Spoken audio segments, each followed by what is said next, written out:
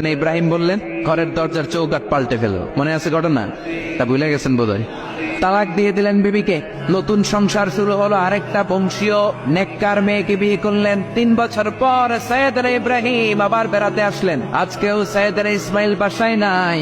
সৈয়দনা ইব্রাহিম সালাম দিলেন, আসসালামু আলাইক। এবার জাদুমাখা কণ্ঠে, কুকিল কণ্ঠে, মোলায়েম কণ্ঠের একটা মেয়ে ঘরের ভেতর থেকে বলে, ওয়ালাইকুম আসসালাম। ওয়ালাইকুম আসসালাম। সৈয়দনা ইব্রাহিম বললেন, কাইফা হালুকি ইয়া উম্মি, মা কেমন আছো বলো বলো।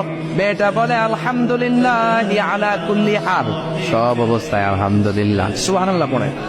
সংসার কেমন চলে? কয় খুব ভালো। খাওয়া দাওয়ার অবস্থা কি? কয় আরো ভালো। এবার মেয়েটা বলে, কে আপনি? এই মরুভূমির মাঝখানে রৌদ্রের মধ্যে দাঁড়িয়ে দাঁড়িয়ে কথা বলেন, কেউ তো কোনোদিন আমাদের খোঁজ নিতে আসে না, কে আপনি? ঘরে আসেন। সৈয়দনা ইব্রাহিম বলে, না, আমার পরিচয় দিব না, ঘরেও আসবো না। মেয়েটা বলে, আপনি যদি ঘরে না আসেন আমি কিন্তু রাগ করবো। সুবহানাল্লাহ কোন।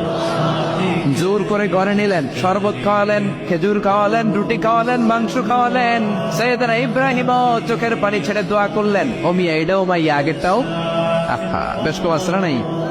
সৈয়দনা ইব্রাহিম মাথায় হাত বুলিয়ে দিয়ে দোয়া করলেন আর বললেন, ইদা জা যাওজুকা মিনাল গাবা, তোমার স্বামী যখন বন থেকে ফিরে আসবে, ফাকরাই আলাইহিস সালাম, তোমার স্বামীর একটা সালাম দিবা।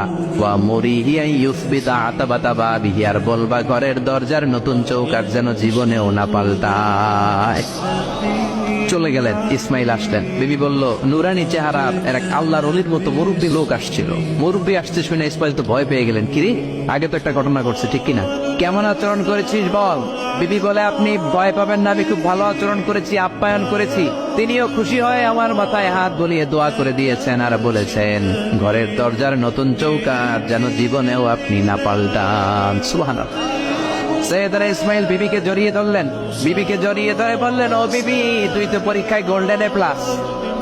যেই মুরব্বী লোকটা এসেছিল সাধারণ কোনো মানুষ নয়, তোমার শ্বশুর আমার বাবা ইব্রাহিম খালিল। আমার বাবা যেই কথা বলে গিয়েছেন, যে ইঙ্গিত দিয়েছেন, এটা তো গ্রিন সিগন্যাল।